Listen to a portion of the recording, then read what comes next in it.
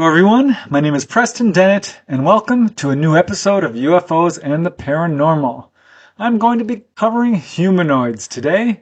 Today's episode is called It Was Not Human. 7 Shocking Humanoid Encounters. And yes, believe me, these are quite shocking, very unusual cases. These 7 cases come from all over the world. I've got 4 from the United States, including California, Michigan, North Carolina, and Ohio, and 3 from outside of the United States, including England, Argentina, and Brazil. These do cover quite a long period of time. The earliest is 1955, and the latest is 2022. So yeah, a good period of time there. All different types of ETs. We do see grays, we do see human-looking ETs, some very unusual-looking ones as well. I also am happy to say that a number of these cases are multiple witness cases. Also, quite a bit of supporting evidence, the 4 main types of evidence we often see, which include physiological effects, electromagnetic disturbances, animal reactions, and of course, landing traces. And I really dug deep in a lot of these cases, so it's not just a singular incident in most of these. I went down the rabbit hole, and some of these rabbit holes had rabbit holes themselves. So yeah, I really dug deep on this one. I hope you enjoy it. Let's get started. First case I'd like to talk about, I call the Loveland Humanoids. This took place on May 25, 1955, technically in Branch Hill, Ohio, but this is right on the border of Loveland. And I must say, it is one of several cases in this area, which is not a huge city by any means. So I think you'll find this one particularly unusual. And yeah, so many cases going on here. I'm not exactly sure why, but it sure is interesting. This case involves at least 5 humanoid reports. The first comes from Leonard Stringfield and Ted Bletcher, both respected researchers. The witness is Robert Hunnicutt, a restaurant worker. He was at first anonymous, but we now know his real name. It was about 3:30 a.m. on May 25, 1955, as Robert was driving north on the Madeira-Loveland Pike. He was very close to Hopewell Road, you can see it here, and coming down a slight grade in the road, his headlights illuminated what he first thought were 3 men kneeling down on the berm along the right side of the road.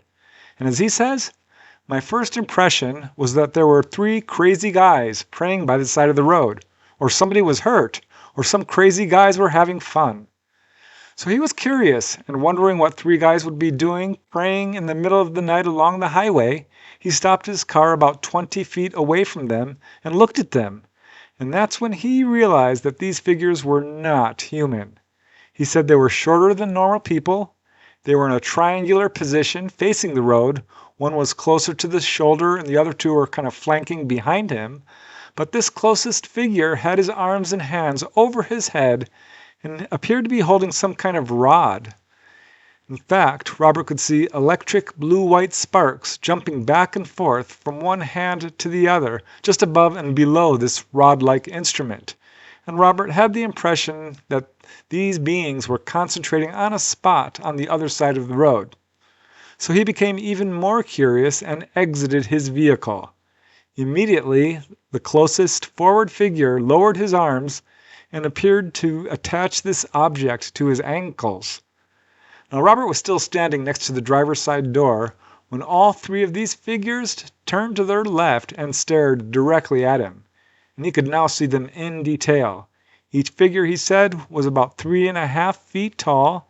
They had gray skin and gray clothes.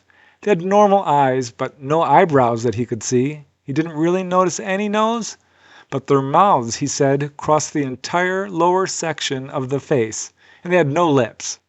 He also said that they had bald heads with what looked like rolls of fat running across the forehead, and smooth gray faces. He said that they were, quote, fairly ugly, and that their faces kind of reminded him of a frog's face. Their bodies were also unusual. The right side of their chest appeared to be swollen out larger than the left, giving them a sort of lopsided, asymmetrical appearance. and their right arms looked longer than their left arms. He said their gray clothes were tight-fitting except for a heavier section below the waist. So he's staring at them for a full minute or more and became even more curious. So he walked to the front of his car and stared in absolute wonder. He said he was more amazed than afraid. But as he reached the front of the car, the three humanoids moved a little closer to him with a movement that he said was both, quote, peculiar and graceful. He said he felt as if, quote, they were motioning me not to come any closer. So he stared at them for another few minutes, and then suddenly, he's not sure how this happened, the next thing he knew, he was back in his car driving to the Loveland police station, just a few miles away. Now in his car, he smelled an unusual and very powerful odor, which he described as a mixture of, quote, fresh cut alfalfa with a slight trace of almonds. So he drives straight to the Loveland Police Department and reports his experience to Police Chief John K. Fritz. Now Robert, according to Sergeant Fritz, he said he, quote, looked as if he'd seen a ghost. Robert explained to him how he had seen these little men alongside the road and that they had, quote, fire coming out of their hands. This is what Sergeant Fritz said. He also complained to him of a terrible odor. Now here's where it gets interesting, because earlier that same evening at 7:48, Chief Fritz had actually received UFO reports in the area coming from Charlotte Whitecotton, who herself was a member of the Ground Observer Corps, a trained observer. She, along with another observer, reported seeing 4 flying saucers from their GOC post on Lebanon Road in Loveland. Mind you, this is a mile or two at most from where Robert Hunnicutt had his humanoid sighting. And per Charlotte Whitecotton, these craft were so low that they feared for their safety and actually fled their enclosure. And reportedly, the Air Force scrambled a jet to intercept these objects. Now, Chief Fritz knew Robert Hunnicutt personally, and he could see that this man was frightened and sincere, so he told him to go home, and he got in his cruiser and searched the area, but did not see anything. But it wouldn't be long before other people in this area began to report seeing strange creatures. It was one evening in July of 1955, very close to this time, Emily Magnon and her husband were in their home in Loveland Heights. This is about 3 miles maybe from the location of Robert Hunnicutt's encounter. And they said they were awakened by their dog who was barking outside and, quote, setting up a terrible fuss. So they looked out their window and they didn't see anything. But they did smell an extremely strong and penetrating odor, which they said was, quote, like a swamp. In fact, it was so powerful that although it was a hot night, they closed the window to keep the smell out. Meanwhile, their dog continued to bark, and this very powerful smell still permeated their home. Now, the next morning, they learned that their neighbors, a married couple, had also heard the dog barking, so the wife got up and stepped out onto the back porch, and to her amazement, only about 15 feet away from her, she saw a, quote, little man. She said he appeared to be about 3 feet tall and looked to her like it was covered with twigs and foliage. So she stepped back inside to turn on the porch light to get a better view, and looking outside, this creature was gone. So she turned the light off, and this strange little being appeared again, standing immobile in the same exact spot. She turned on the light a second time, looked back, and this creature was gone again. And in fact, she did this a few more times, each time with the same result. When the light was on, this creature would disappear, but when the light was turned off, it would apparently come back. Very strange. Now, a third little man report in Loveland also occurred one evening in July of 1955. The witness is in this case a Loveland auxiliary police officer by the name of Carlos Flanagan, age 19.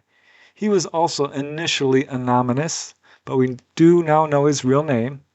Now, by coincidence, he worked also with Police Chief John K. Fritz. And on the evening in question, Carlos was driving a civil defense truck over a bridge spanning the Little Miami River. And as he did, he noticed 4 small figures on the riverbank beneath the bridge. Now, he said that these little humanoids were, quote, more or less human-looking little men about 3 feet high. But he said that they had been, quote, moving about oddly. He said they were huddled in a group. They both had an odd appearance and an odd behavior. Now, he also noticed a terrible odor. He said that he saw them only for a matter of seconds, maybe 10 seconds or so. He rushed back to the police station. By chance, Officer Fritz was not there that night, and Carlos was met with nothing but laughter from his coworkers. There are a few details about what he saw because, per Carlos, he made a report to the newspapers and was mercilessly ridiculed, and he says he ended up being forced to quit his job. Now, per Chief Fritz, Carlos Flanagan had asked him for a higher position, which Fritz denied for lack of experience, and says that Carlos resigned his position. Now, per Leonard Stringfield, who did research this case, he heard that there was an armed guard placed at the bridge, and that the government also showed interest and investigated this incident. As he says, this is Leonard Stringfield, I did learn from a member of the school board of that community that the incident had been investigated by the FBI. Now, he also said that Loveland had more than just a few UFO reports in 1955. As Leonard Stringfield writes, just north of the city, in the town of Loveland, members of the GOC were reporting a heavy concentration of UFOs to the Columbus Air Filter Center. Strange brilliant objects were frequently sighted hovering low over the residential sections, and on one occasion, a lone metallic disc was seen during daylight hours hovering not far from the GOC observation tower. So this is quite a lot going on here. And consider this report from a Loveland resident by the name of Carol No, who contacted APRO.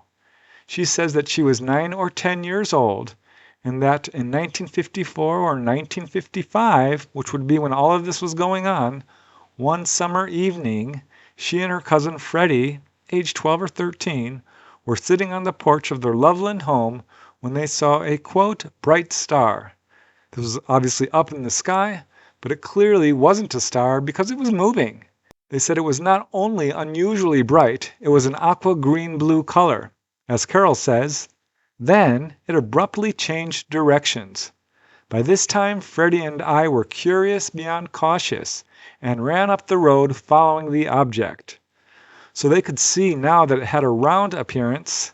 They eventually lost sight of it and ran home and told her parents that they had seen a flying saucer. Sadly, they were met with laughter and teasing. Another witness is Ted Ogden, who says that sometime in the early 1960s, his young son came running into their home in Loveland and said, "Dad, there's a flying saucer outside." They ran outside, and sure enough, there was a flying saucer, kind of.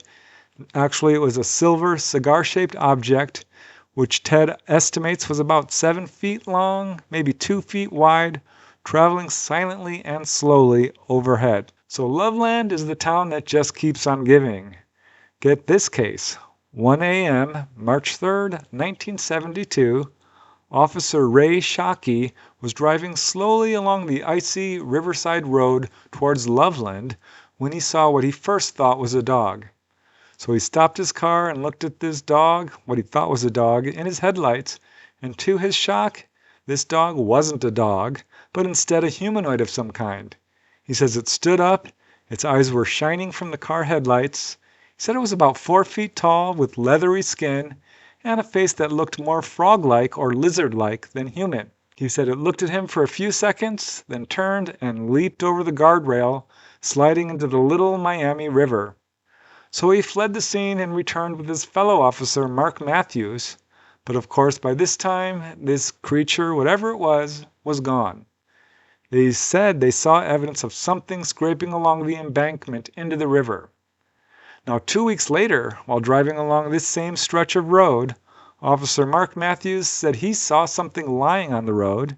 He stopped his cruiser and opened the door, and apparently hearing the door opening, this creature in the road jumped up assumed a defensive crouched position and keeping its gaze fixed on the officer, showing a kind of smirk on its face. It half walked, half hobbled to the guardrail and disappeared over the guardrail and was gone. Now, both these officers initially insisted upon anonymity, and both agreed that the drawing made by investigators, which you can see here, was accurate. And Mark Matthews told them, the researchers, quote, "I wish this had never happened." Now, years later, Officer Mark Matthews backpedaled this entire story, said it was all a hoax, and that what he had actually seen was an iguana missing its tail, and that he had actually shot it and put the body in his trunk. That's what he says. It's kind of strange that these two police officers would risk their careers to perpetrate such a detailed hoax and maintain it for so long. And I would mention, they said it was 20 degrees that night, which is a bit cold for an iguana. But at that time, they were by all accounts serious about what they had seen. So I don't know. You can make up your own mind about it. They were the witnesses. They know best what happened. And it doesn't negate the many other reports of humanoids in this area, and of course the accompanying UFO sightings. And there are more. Consider this very interesting Loveland case from MUFON field investigator Connie McNichols. A man by the name of Terry was driving with his friend on Butterworth Road off State Route 48 at 9:40 p.m. on February 17, 2008. And as he drove, his car engine slowly lost power and died. So he got out of the car and checked under the hood, and this is when he heard a strange rustling noise in the nearby cornfield. And looking in that direction, he saw a, quote, "massive dull light" rising up out of the cornfield. Now his friend back in the car was terrified. She remained in the car. But Terry said that this light was actually an object about 10 to 15 feet wide, 10 feet high, with a kind of, quote, faded black color. He said it had many smaller lights in the front. He said it hovered, made a soft humming sound, and then it approached him, hovering only about 15 feet overhead. And he could now see that on the bottom side of this craft were about a dozen lines of light, like, quote, neon fiber optic cables. That's how he described them. He said they glowed and changed colors from white to yellow to orange and red. The craft itself now appeared to have a deep blue color, which he said shimmered almost like water. He could feel a tingling sensation permeating his entire body, and he said the hairs on his body, quote, stood on end. Now this object hovered for a few minutes, then tilted at an angle. It became completely quiet and shot off like a dart, turning bright red. He said it stopped again in the distance, zigzagged, stopped again, made a series of loop-to-loop maneuvers before finally disappearing off to the east in a flash. The entire encounter lasted 20 minutes. He returned to his car, which started normally. His friend remained frightened. She does not want to talk about it. But Terry himself has a 13-year military background, and as he says, "I cannot explain it. I'm still dumbfounded, yet I feel a sense of awe and a serious sense of underachievement. I was never scared, more shocked at what I was witnessing. It truly was a spectacular moment in my life, and I don't care if people believe me or not, but someone needs to know." There you go. That's about all I could find out in terms of UFO activity in Loveland. Really not sure what to make of the police officer case and the so-called frogman.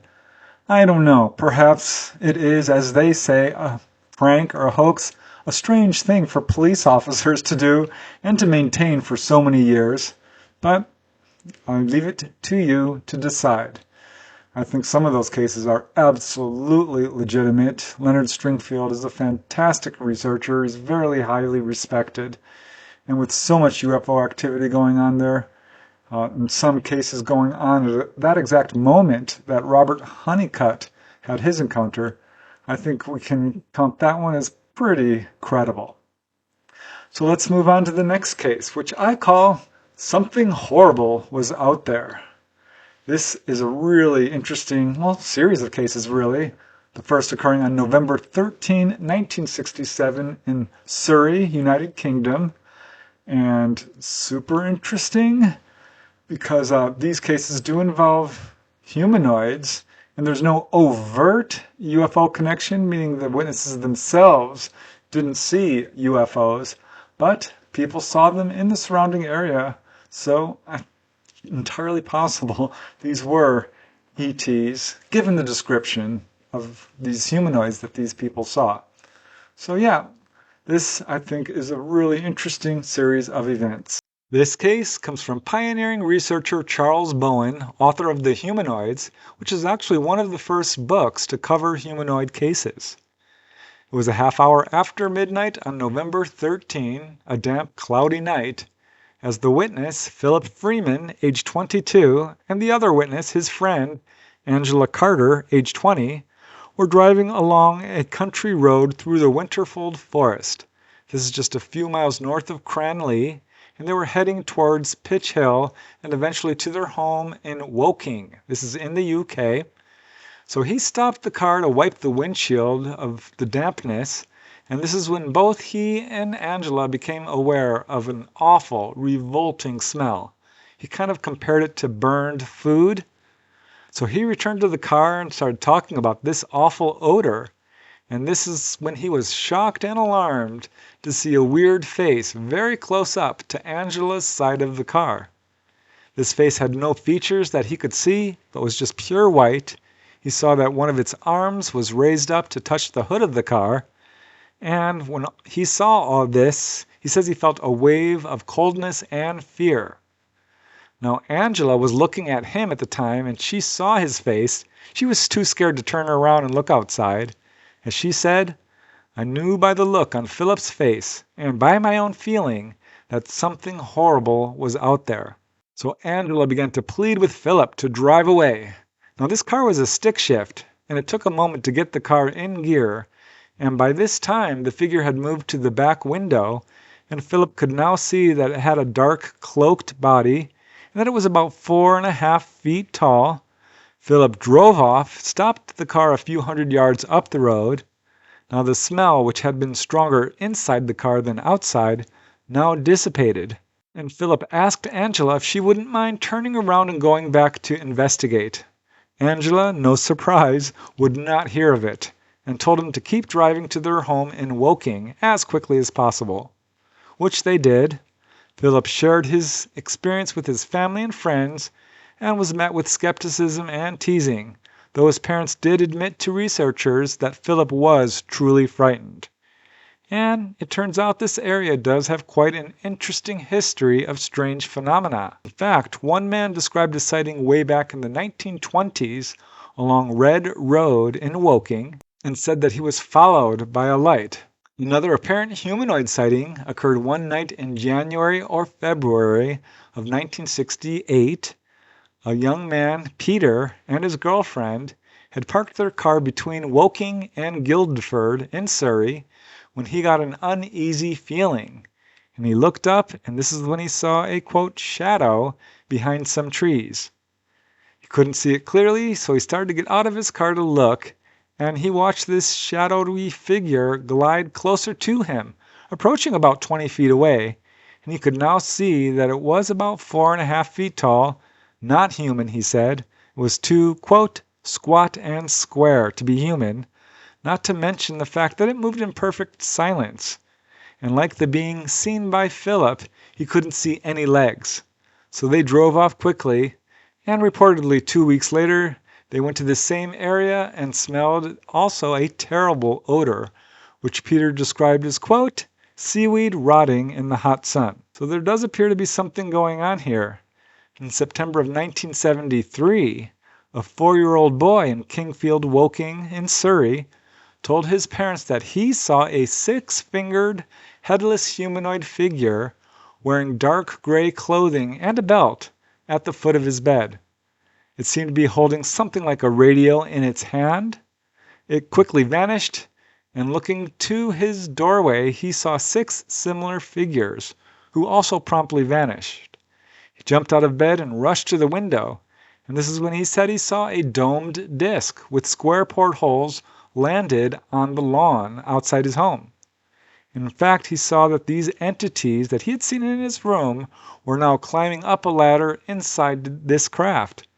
So he ran to get his mother, but when they returned to the window, this object was gone. Now, just 2 months later, on November 2nd, 1973, a Mrs. Rufignac was driving near Chobham when she said she saw a rectangular-shaped object that had many flashing colored lights and was moving silently. Get this, only about 30 feet above the ground. Lots going on here. Here are a couple of more cases. In February of 1978, Miss Lynn Price was in Chertsey, just a bit to the north, when she and two others saw a long, glowing object flying at very low elevation and 2 or 3 times the speed of a normal aircraft. And as she says, "My friend and I are very down-to-earth people, and we really don't know what to make of it.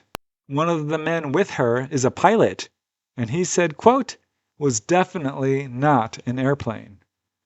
Months later, in October of 1978, 5 separate groups of police officers reported seeing up to 7 multicolored UFOs in this same area. And in January of 1984, there was another wave of sightings over Woking. There were at least 4 witnesses. One who said he saw something over Woodham Lane, a red light which he said was, quote, much larger than an aircraft, and I braced myself for the sound of a crash, but nothing happened. Another witness said she saw, quote, 3 bright lights in a perfect triangle hovering over the Manor Farm estate at Byfleet. That is quite a few humanoid encounters in one particular place over a pretty short period of time. Here's an interesting tidbit. Woking in the UK is actually the location for H.G. Wells' War of the Worlds. So make of that what you will, but it's certainly an interesting fact. And again, just goes to show that these humanoid cases are pretty much everywhere. And I've said it before, but it bears repeating. So few people report their encounters. The stranger the encounter, the less likely a person is to report it. So kudos to all who have the strength and courage to come forward and share what they've experienced, because you can bet other people are experiencing it too. So now let's move to the next case. This one was really gripping, very unusual. I hadn't heard it before, but I thought it was an important case.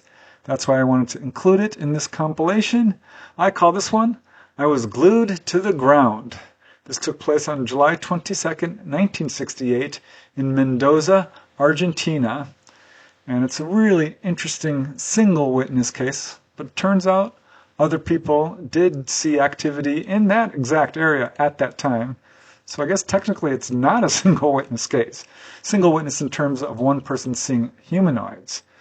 But what's also interesting is not only did people see UFOs on that same night, other people were seeing humanoids in this area around that time. And in fact, 1968 was a huge wave of activity for Argentina. So I'm going to be covering some of those cases as well. But I think you'll find this particular case involving a nurse really compelling. It's such an unusual case. It does have physiological effects and landing traces as well. This amazing case was widely published in newspapers, in England's Flying Saucer Review, in France's publication Lumière dans la Nuit, and many other publications. The witness is a 45-year-old nurse by the name of Adela Casalvieri de Panaciti. It was 1:20 a.m. on July 22nd, 1968, and Adela was on night duty at the Carlos Pereira Neuropsychiatric Hospital, located at 2837 Ituzaingó Street in Mendoza, Argentina. You can see it here. She was in the main office preparing medication for the patients when a strange noise enveloped her. And I'll just quote her directly. As Adela says, I heard a loud noise, a loud buzzing sound that deafened me, and I went out into the courtyard because I thought the gas from the stove was bothering me. So I went out to the patio. I thought the noise would go away. When I went out into the courtyard, they, meaning the UFO, shone a beam of light on me, and after that I heard no more noise. Then I put my hands to my face. I wanted to take them off to see what it was, but I couldn't, because they were aiming so hard that I couldn't. The noise was deafening enough to hurt your ears. Now, all Adela knew was that some kind of vehicle had apparently landed about, she estimates, 60 feet away and was shining an intensely brilliant beam of red light on her, which was causing this terrible noise and radiating a powerful heat. She wanted to move, but as she says, I was paralyzed from the ground up. I couldn't move. I felt like I was glued to the ground. She said the light from this object was so bright it lit up the entire courtyard and building, and the heat from the beam was very intense, as she says, like when the sun is hot or when you pass next to a boiler. After just a few moments, this beam retracted, the deafening sound stopped, and looking towards the source of the beam, she saw this object rising up from the ground, slowly and vertically, from the center of this very large hospital courtyard. She could now see that it was a shiny silver metallic craft, shaped kind of like a hat, she said, several meters wide and glowing very brightly.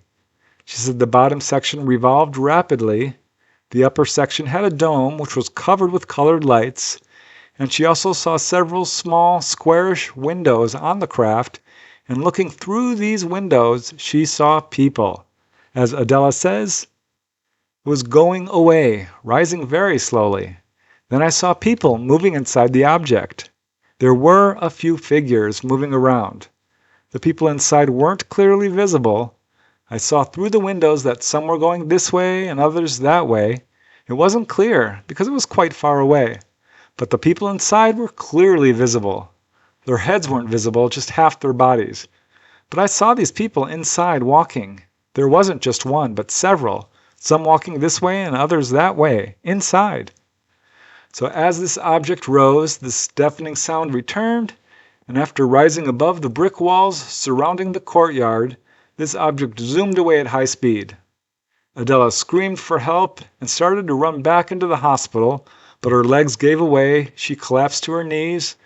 She now detected a strong smell of sulfur in the air. Her co-workers were in a ward in the hospital at the time of this incident. They didn't hear this object or see any lights, but they did hear her screaming, and they arrived to help her. They also noticed this very strong odor of sulfur, which seemed to be coming from a stain or a mark on the courtyard exactly where this craft had landed. Now, the evidence of this remained there, and in fact, the plants next to the landing site were burned. A pepper tree was burned all the way to the ground, and Adela herself suffered from first-degree burns on her hands, her face, her neck, and she says the whole right side of her body. Also, her wool hat was also burned. She was taken to the hospital and found to be okay. She was also taken for psychological testing and found to be normal and healthy. Her, Adela, an Air Force doctor, came to examine her, and he told her that her rings and her watch, which had stopped at precisely 1:30, all tested positive for radioactivity. Also, the landing site tested positive for radioactivity. This stained mark remained for about 2 days.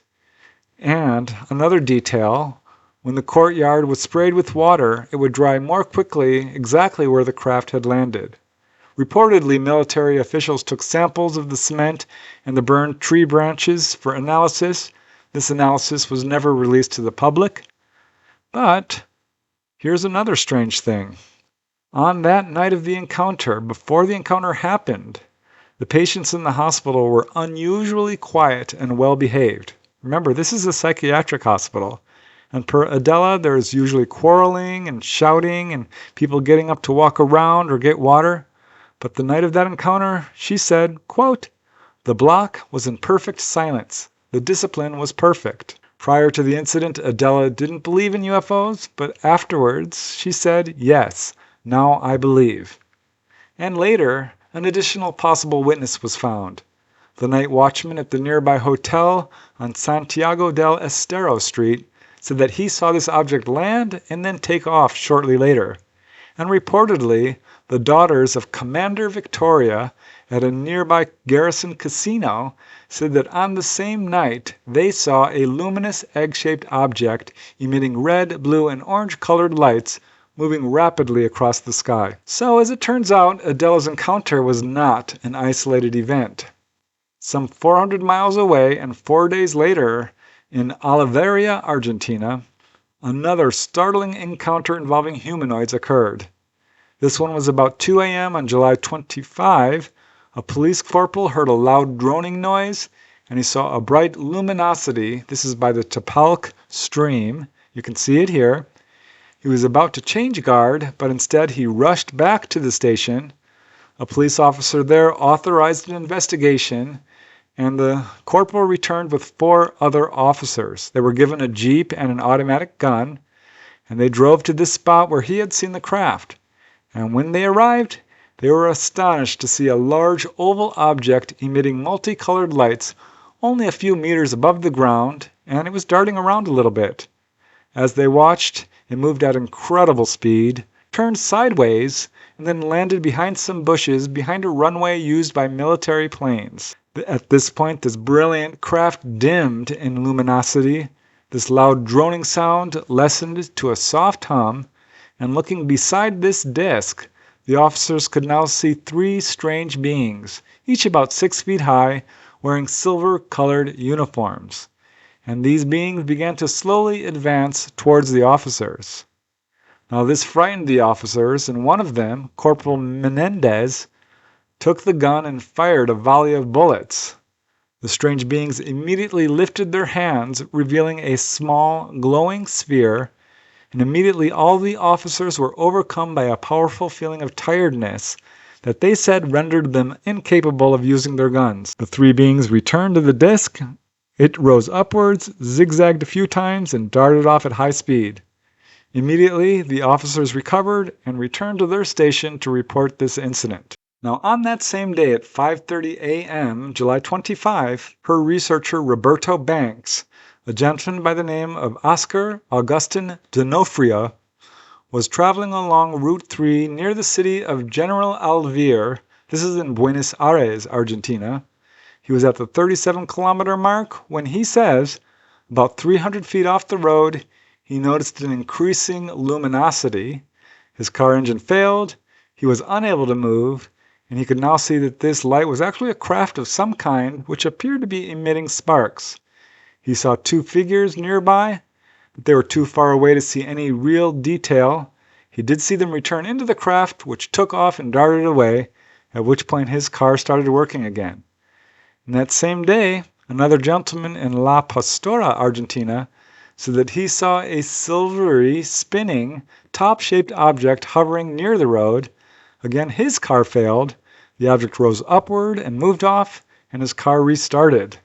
A lot was going on. It was about 2 weeks after that, on August 9, 1968, that UFOs returned to the city of Mendoza. Police officer Arsenio Romero from the 5th Precinct in Mendoza was 6 miles away from where Adela had her encounter. This is at the zoo in Cerro de la Gloria. Suddenly the zoo animals and dogs were acting up, and he said about 200 feet away from him he saw a brilliantly lit craft. As Arsenio says, it was like a flying saucer, with a part in the middle that looked like it was made of glass, resting on 3 little legs. Flashes of different colors came out of it, spinning around intermittently. First they were blue-yellowish on the edge. They were bluish-green. These lights were very bright, stronger than the sun, although metallic in appearance.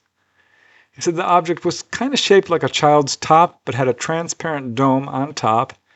And as Arsenio says in his own words, I got closer out of curiosity. When I got there, I saw these people coming out, bellowing as they left the platform. It was a loud buzzing sound, almost a bellow, difficult to compare. It was dry, harsh, a loud high-pitched whistling sound that made my ears hurt.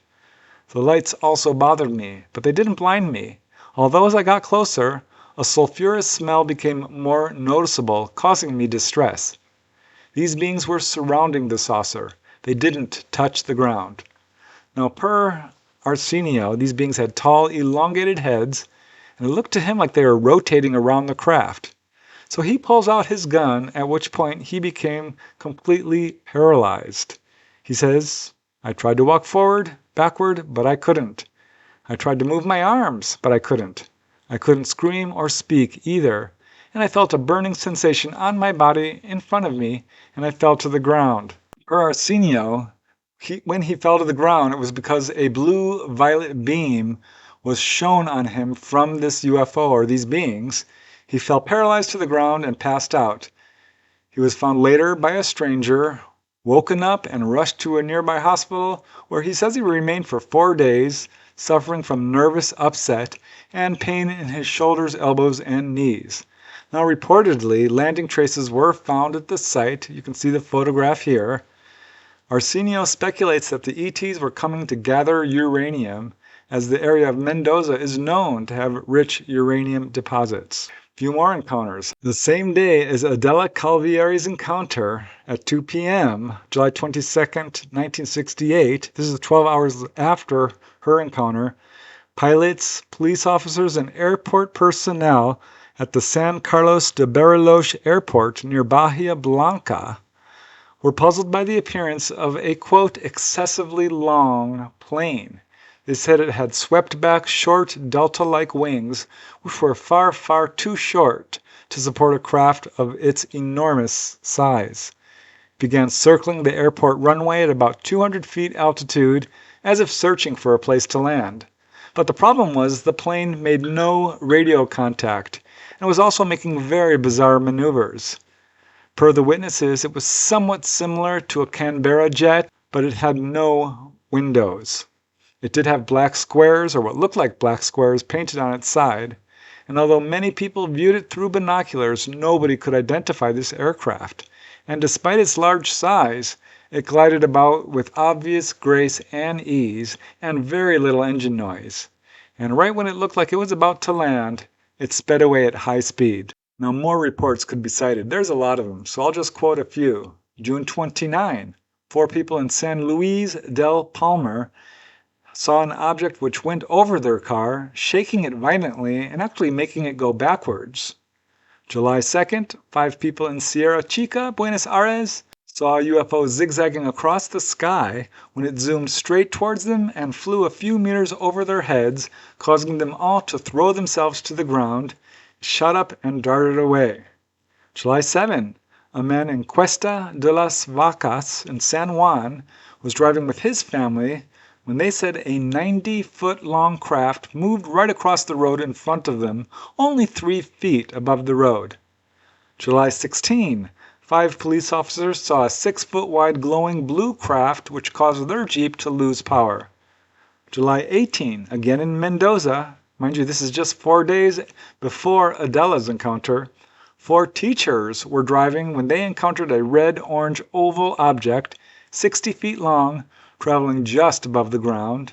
They said it emitted an odor like damp paper, which became so strong that they had trouble breathing, and one witness suffered extreme sleepiness.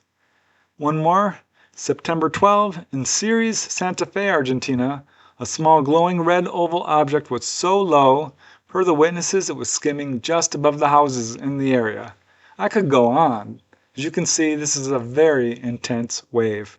How amazing is that? All that activity going on in the summer of 1968 in Mendoza, Argentina, and of course the surrounding areas. A really intense wave of UFO activity. That case at the hospital is particularly compelling, but I do think we need to consider the possibility that that was, in fact, humans inside a reverse-engineered craft. We really do need to consider all possibilities when looking at these cases. I think some of the cases are clearly ET, given the description of these very unusual-looking humanoids, but I'm just presenting the facts as we know them. You can make up your own minds about it. But now let's move to the next case, which is really interesting and undeniable, really. I call this one ETs at the electrical station. This occurred on July 23rd, 1968, around the same time as this wave in Argentina. This occurred in Bauru, Brazil. It's a fascinating case because of its location at this electrical station. As you may know, ETs do show an interest in nuclear power stations, hydroelectric dams, really any kind of technological installation. So that could be a factor here. Of course, if you take a look at this case, it might be humans as well inside of a reverse engineered craft. But whatever the explanation, it's certainly an interesting event. This case comes from respected researcher Dr. Walter K. Buehler and was published in the Brazilian publication, the SBEDV Bulletin, but it also appeared in numerous newspapers and in the APRO Bulletin.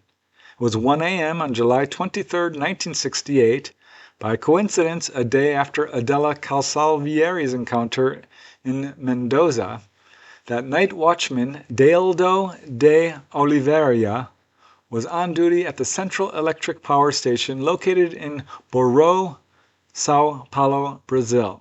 He was a new employee, he had only been working there for 15 days, and he was making his routine rounds when he noticed a figure standing in a dimly lit area near the entrance. And as he quietly approached, hoping not to be noticed, he heard a noise and saw another figure, who he saw was wearing dark clothes, peeking out from one of the windows of the little office there. Now realizing that these were men, trespassers, he grabbed a rod of iron and walked up to one of the figures quietly, who he assumed had its back to him. And 3 feet away from this figure, he swung the rod at this being and was surprised when this figure swiftly evaded him.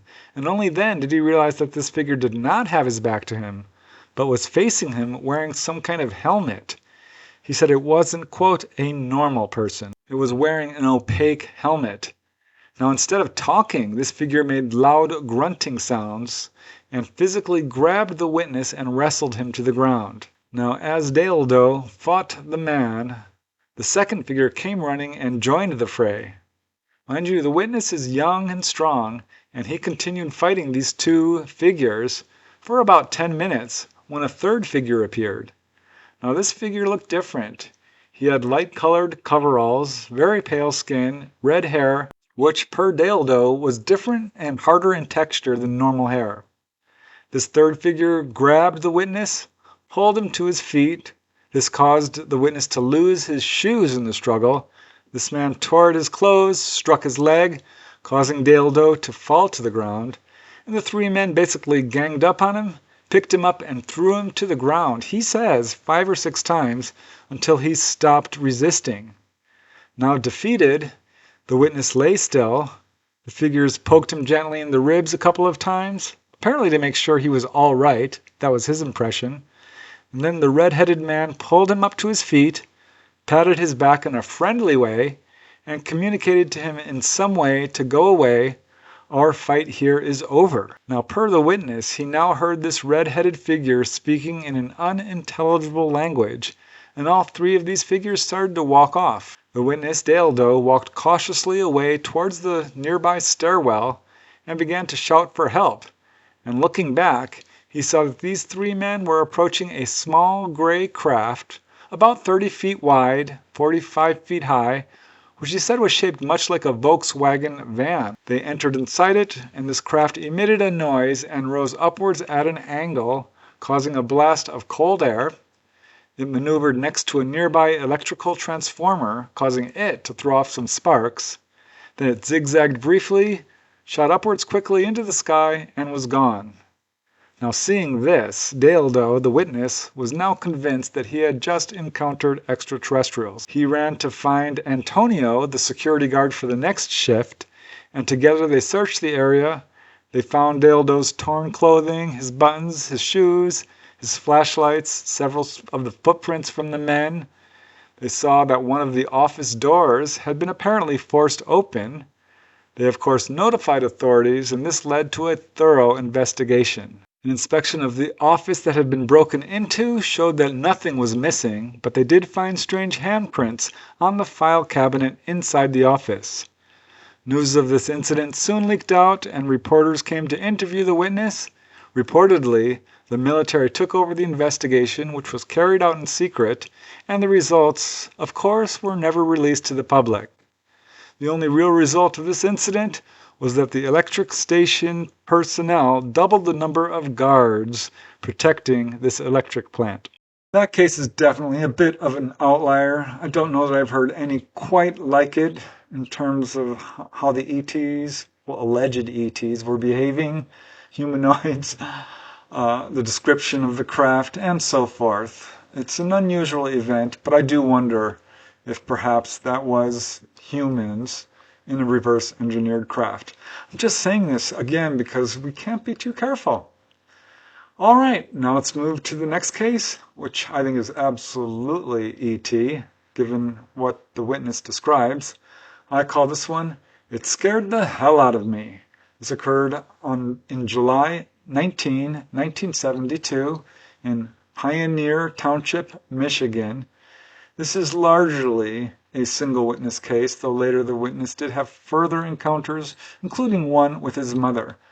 But this is a really unusual face-to-face encounter with a gray ET that has some particularly interesting elements to it. So that's why I wanted to share it with you today. The witness in this case is an anonymous young man at the time of his encounter, and he reported it later to MUFON, writing, "I swear these events happened, and I would not hesitate to take a lie detector test."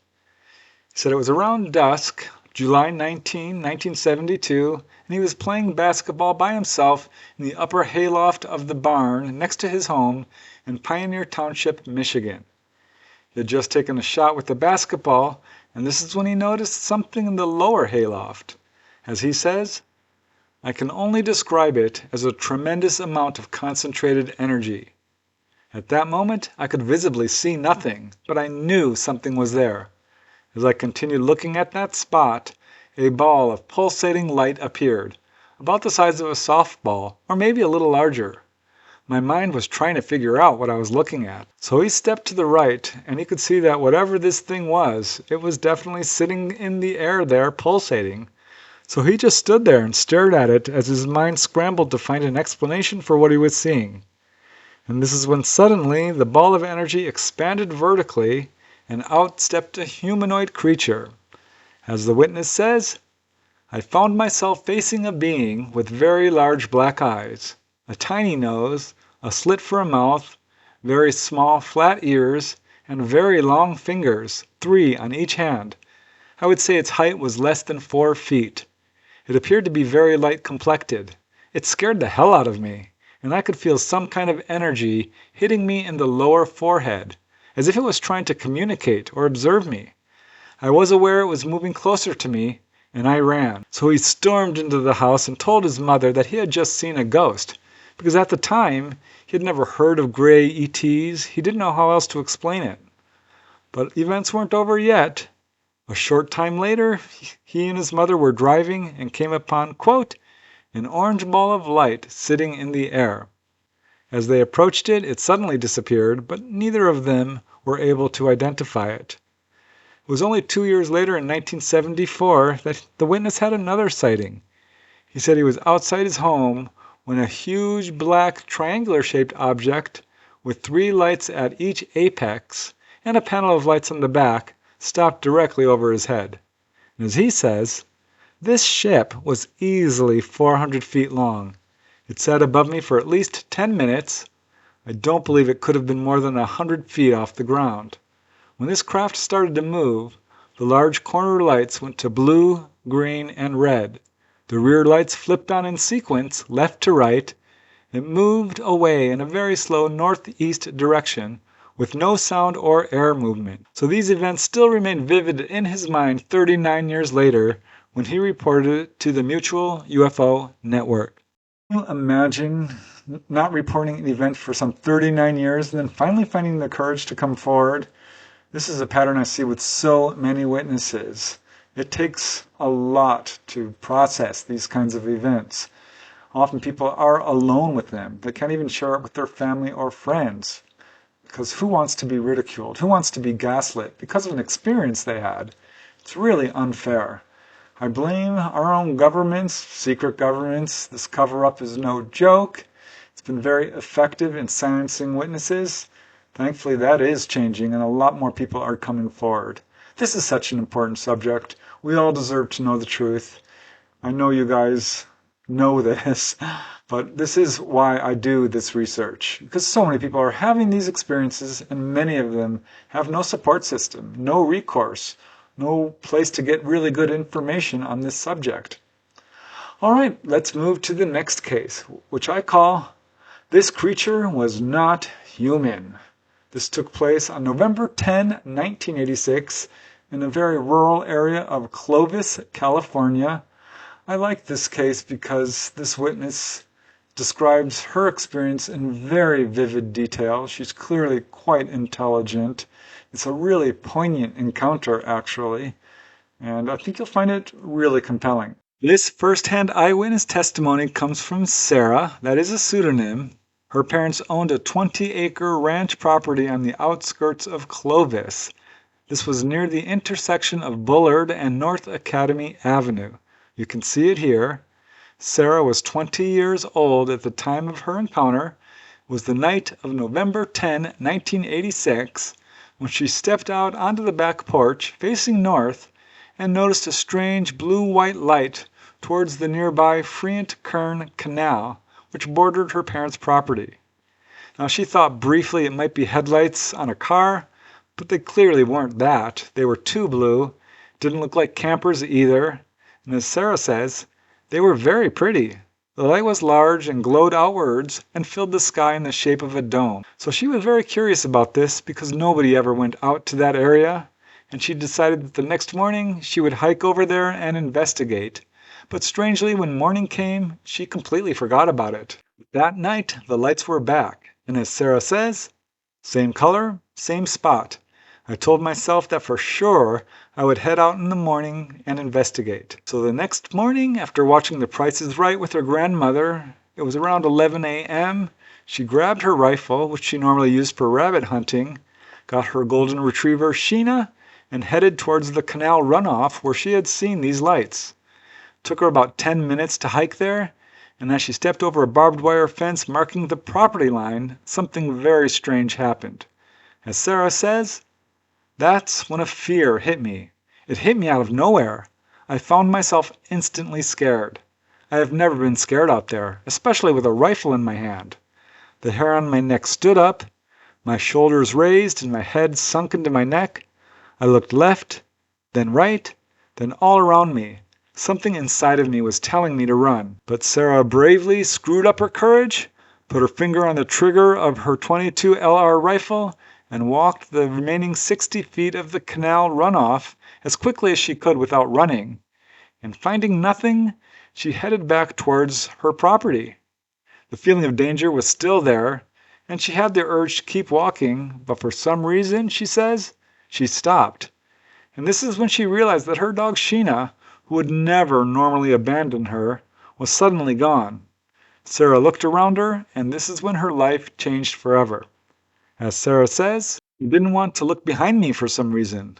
When I reluctantly looked behind me, I instantly spotted what I thought was a small child. Down near the opening in the dirt bank was a figure. I thought it was a boy about 8 or 9 years old. The figure was wearing all black from feet to neck.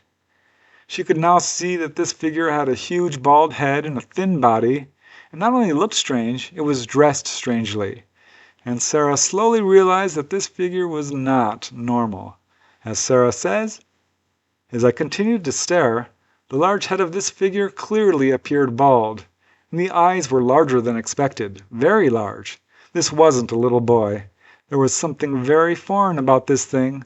Something inside of me recognized this creature as not human. Something felt wrong. At the time, Sarah had never heard of gray aliens, but later, seeing images on television and the internet, she realized that this creature was a typical gray.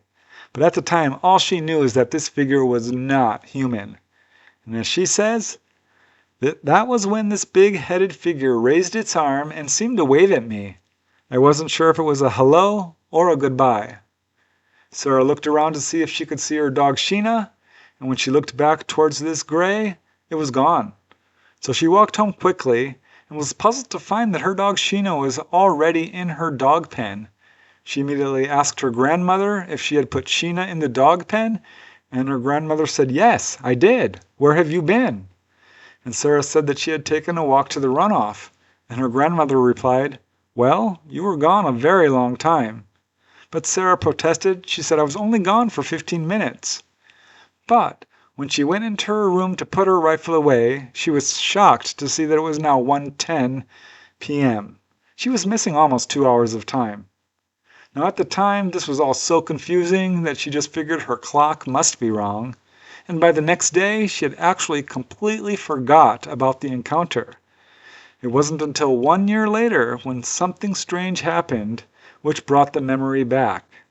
She was sleeping in her bedroom when she was awakened by a brilliant blue light streaming in through her window. She wondered at first if it could be the police, but this didn't make any sense as her window faced the back part of the house where there was no road. And I'll just quote Sarah as she says, "I turned my head and looked to the footboard of my bed. A gray, as we now know them, was staring back at me. I noticed a huge head and big eyes. Its forehead seemed to shine in an oily way, as if it needed cleaning. I focused on its eyes. Its eyes opened wide as if surprised. I wasn't scared. I was in awe. I wonder to this day if it was mimicking me or not. Did its eyes widen as if surprised that I woke and noticed it? Or was it mimicking my surprise that it was there? After it opened its eyes wider in surprise, I apparently fell back to sleep." Now I've heard that same sort of mimicking thing that these grays do in almost a playful way, and that's exactly what she's describing. The next morning, Sarah searched her room, but the gray, of course, was gone. But the memory of this gray she saw a year earlier came back to her. And now, thinking back to her childhood, she remembered a particularly vivid dream at age 7 or 8 that she had always wondered about and she now realized could be connected to all this. As Sarah says, "I was staring out a window, looking down at a planet. I heard a voice say, 'That's your planet.' The scary part was, I felt like I was falling or about to fall out the window. The planet seemed so huge and so close. Why would I have this dream?" So following these two encounters with the Greys, Sarah recalls no further encounters, but does report that the encounter affected her profoundly. As she says, "Everything changed. I found myself looking up at the stars. I became interested in everything outer space. I started to research UFOs at the library. I went to Walden Books to find anything on abductions and aliens. I found the book by Bud Hopkins, and the cover scared the bleep out of me." So Sarah, like many witnesses, waited 34 years before she reported her encounter. There you go, another person who waited decades to report their encounter. And what an amazing encounter it was. And as we've seen, it's not a singular event. Events like these are rarely a one-off. Most people who have face-to-face contact with an ET or a humanoid probably have had other events. That's certainly true in her case. It's not always true, but it is a pattern I've certainly noticed. All right, let's move to the next case. Here's another one you probably haven't heard before. I call this one An Alien Beside My Bed. This occurred on August 25, 2022 in North Carolina. It's a particularly compelling case, which I found kind of interesting, having done a lot of research into UFO healings, and this witness does report a healing of a psychological condition, presumably psychological. Well, you can make up your own mind about this case, but I did find it really compelling. The witness in this case is anonymous. I call her Natalie. She has elected to keep both her name and her location private. We do know that it took place somewhere in North Carolina in the middle of the night on August 25, 2022. She had just woken up from a dream when she had her encounter with what appears to be a gray-type ET. As Natalie says, "I rolled over on my back and saw a short, dark figure with a big and wide head. It was completely cloaked in darkness, so that I couldn't make out any details of its face or body. It was on my right side, beside the edge of my bed, touching my knee." Now there was enough light coming from the street light outside that Natalie could clearly see that this being was not human. It stood perfectly still, and the second she saw it, she found herself paralyzed. She couldn't talk, but she said she was able to whisper to herself, It's an alien. It's an alien. Weirdly, when she did this, it sent her a telepathic image of a cell phone, which, as Natalie says, I think it was trying to tell me not to be afraid in some way. I wasn't afraid, just stunned and shocked. Now at this point, Natalie called out twice to the name of Jesus, and she says this being disappeared. And as Natalie says, it simply vanished as if it had never been there, and I could move again. Now she did discover an amazing and very positive after effect. As Natalie says, I've had terrible insomnia since high school. After this alien's visit, my lifelong insomnia was cured. Now I have no problems falling asleep. And that cure was permanent. She said she also developed a strong interest in UFOs and began to study this subject, and she initially believed that this cure was purely altruistic for her benefit, but fear crept in and she began to wonder if perhaps that this ET was just trying to make it easier for him to take her. Because she began to find evidence of this when she woke up several times to find her leggings on backwards. On one occasion she woke up to feel, quote, something pointed and plastic sticking out from my gum. And one day while brushing that spot with her toothbrush, this suspected implant came out. And she said it looked like a small, coiled, clear telephone almost, with a red thread running through it. She also noticed a strange mark on her nose that hadn't been there before. She began having problems with sleep paralysis. One time she woke up, she says, to see a, quote, a very tall, thin being, which was standing next to her husband's side of the bed. And as Natalie says, it seemed shocked and scared that I had woken up. Natalie's not sure why she's having these experiences, but she does report that her aunt and two of her uncles have also seen UFOs, and that one of her uncles is a colonel in the Air Force. She does report something else that she thinks is connected to all this, that she has very strong psychic abilities. There you go. And there were several reasons why I found that case credible.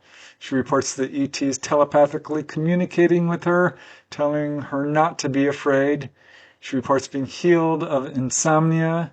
She reports a huge boost in her psychic abilities. All these details are quite consistent with ET contact. I also found it interesting that her family has a history of encounters. Her uncle was a colonel in the Air Force, and there's a lot of interesting details to her case. But there you go, 7 cases from all over the world, each a little bit different, each similar in some ways. I think these similarities between cases that are far-flung from each other geographically speaking and in time argue for their credibility. These people are describing the same details, yet they don't know each other. They've never heard of each other's cases. Many of these cases are quite obscure. So, yeah, I think that does argue for their veracity. And each case almost always has some unique elements to it. Little details that probably don't turn up in the vast majority of cases.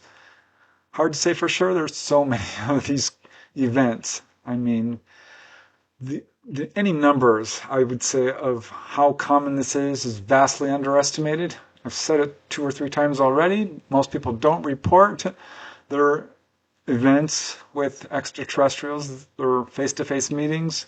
So we have to consider just how common is this. Probably a lot more common than people, even within the UFO community, believe. This is, again, such an important subject. We all deserve to know the truth. This cover-up cannot go on forever. Sooner or later, the truth is going to come out, and that's exactly what we're seeing. I find these humanoid cases super interesting because I do think they are the cutting edge of UFO research. It's really telling to me that while our governments will talk about UFO sightings or even crash retrievals, they have yet to approach the subject of people who are having direct contact. That speaks volumes. So there you go. Another episode outlining several humanoid encounters. And you can bet I've got more where those came from. So thank you again, you guys. I truly appreciate you watching. I hope you enjoyed the show, perhaps learned a little bit. Until next time, keep asking those hard questions. Keep searching for the truth. Most important of all, keep having fun. And I will see you next Friday for the next episode of UFOs and the Paranormal.